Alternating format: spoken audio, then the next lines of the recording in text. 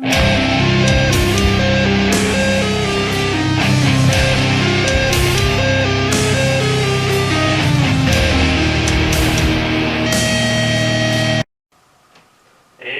here, and today I'm talking to you guys about SepticFlesh and the Prague Philharmonic era.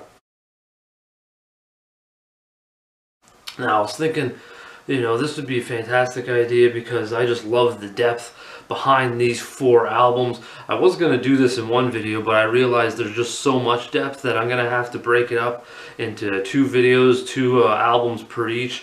So I'm going to start off with this guy here, Communion. Now, I just absolutely love the concepts and lyrics behind this album. I could have easily dove into every single song off of this album, but that would just make this video even longer. I just love how it opens with the amazingly melodic and colossal music from Lovecraft's Death and Anubis. Both assault the senses, and both are sensually melodic underneath, with a very hypnotic backdrop, especially in Anubis with Sotiris Vayenis fronting that hypnosis with his vocals in the chorus of Anubis. He's just absolutely hypnotic. I love that tone that he has. It's so unique and so one of a kind. But I felt these 2 songs, Lovecraft's Death and Anubis, really went hand in hand because of the theme. It just, they felt, the theme felt to go hand in hand with Lovecraft, H.P. Lovecraft, and how he writes the occult, and just the sort of the dark writing that he has to his history. And then Anubis, Lord of the Dead. I don't know, they just sort of went hand in hand with each other. So I thought, well, and the music sort of went hand in hand. I felt a little bit too with the tones. So I thought, these 2 songs really open up the album together. And then 2 other songs that felt really worked together well is the title track, Communion, and Babel's Gate. I love the example of how monumental and aggressive yet complex and dynamic the orchestrations can be, and showcase some ridiculously intense and amazingly complicated drum work. Not just the speed, but the flow of the off-kilter fills and the seamless fills that both work with the orchestration or the orchestral elements and the heavy metal elements. I love how the drums really work in tandem with, like I said, the orchestral elements. They do a nice fill there, the off-kilter fills, everything works in time with that. And then you got the blast beats, the heavy double bass, the smashing cymbals and snares, the tom work all really go with heavy metal elements. So the drum work is just seamless. I absolutely love what Fotis Bernardo does on the drum work on these 2 songs. He just absolutely kills it. Next then is Persepolis. I absolutely love this song. It's extremely unique with its storytelling, not just from the lyrics, but how the music transports us back in time, bringing to life the Persepolis and the event and the demise, the fall of it, with the amazing constructed heavy metal and orchestral or classical pieces, and the specific instruments depicting the certain elements of the tale, bringing visuals to life. I absolutely love what the instruments do and how they give off this vibe of things that are actually going on as the lyrics are telling this story, and they really work in hand, elevating and emphasizing what is going on within this story. It's just fantastic. I love what Persepolis brings to life, and I love how SepticFlesh really wrote the song, composed it with just all the different sections, the different instruments, the way the vocals were done. Just, it's absolutely fantastic. I love the construction of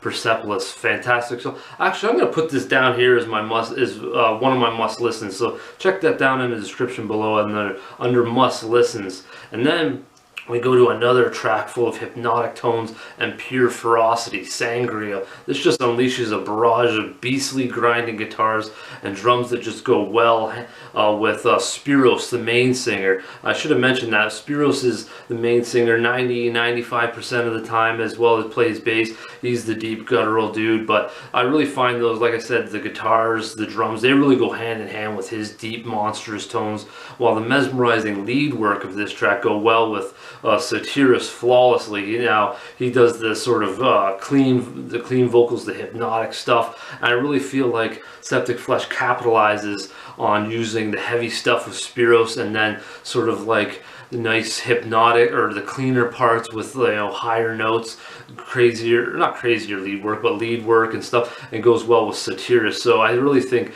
SepticFlesh does a good job of, you know, utilizing what they do and putting it with the instruments as well. So that's just fantastic. Awesome albums, Communion. Then we move on to this album here, The Great Mass. This is pretty gnarly. I love this album as well. I really like how it opens. You got the Vampire of Nazareth, and I guess sort of the title track, A Great Mass of Death. Both of these tracks just devour with limitless layers of orchestral vocals and orchestral elements, vocals and choirs. Both have gargantuan waves of intensity with brief moments of pleasantry. So you really get this wild balance of just, you know, this intensity, lots of diversity or depth going on, and then there's just these sort of tranquil moments sort of floating in there as well. So it just breaks it up nicely, and it really works well together. Sometimes, you know, you might feel these transitions are abrupt, but I really feel like SepticFlesh pulls this off with the classical orchestral elements, you know, using the right pieces to sort of have, like, you know, some brief flutes or violins and stuff. Or I'm just giving you an example, that's not what I'm talking about, but that's just an example of like how you can make that transition into tranquil elements and then sort of use percussion to sort of elevate that. Actually, speaking of percussion, I'm going to dive into a song where I really felt like the percussion elements were very heavy and important, as Pyramid God. The music, I felt like, wanted to reach the title of, you know, the Pyramid God. It was just fantastic with the tremendous percussive work and immense brass to create this godlike atmosphere. Nice touch with Spiros and his whispers with the strings. So like you said, is you got the transitions. You got the strings that sort of can transition in and out of or can complement and go in and out of for tranquil moments, and then you got the brass and percussion and guitars and Spiros's vocals to act as like heavier things to go in, maybe not go in, but come out of tranquil moments and add for that heaviness. So I really feel like SepticFlesh does a fantastic job of making those transitions seem, you know, workable and easy to listen to, and not feel muddy or too abrupt and odd or out of place, right? So they do an awesome job there. Then we move on to Rising. This song truly does rise, in my opinion, with the lead melodies that rise stunningly, with the tempo that really complements that nicely, and Satyrus doing the chorus, I felt, adds this nice perpetual energy. He has a sort of voice that really works with that energy, higher tempo, I would feel. Not that Spiros doesn't, but I just feel like Satyrus really goes well with that. And like I said, is he works well with that mesmerizing lead work, so he really worked well, you know, in there in the chorus, adding a new level during Rising to sort of elevate it to a whole nother level, because it already has a really good momentum to it. Then it's time to engage you in yourself in this mind of a madman, luring you down this menacing corridor of Leviathan proportions with an ever-changing landscape of musical chaos in the song Mad Architect.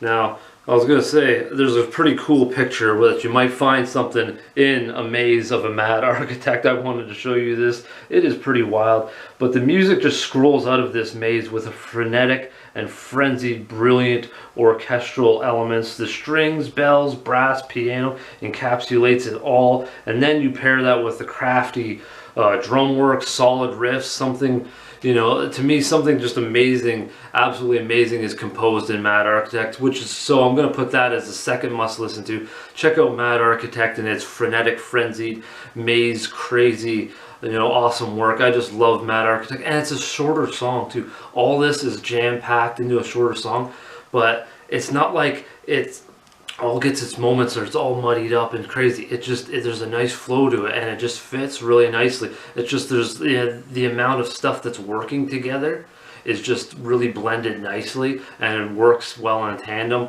and does its thing. And I think SepticFlesh, you know, put a lot into a short song, but just really made it work. So kudos to them on that one. Must listen to you for you guys down below. Then it ends up with ends the album off with Therianthropy. I really like how this album ends with this. I wouldn't say it's a shorter song, but it has it stands alone. It does its own thing. Like every SepticFlesh does stand alone. It has its orchestral elements, its own energy, its own atmosphere, but Therianthropy really does shine and do its own thing, because I really felt like the lyrics shined vibrantly to me. They really stood out and came to life. The back and forth from Spiros and Satyros.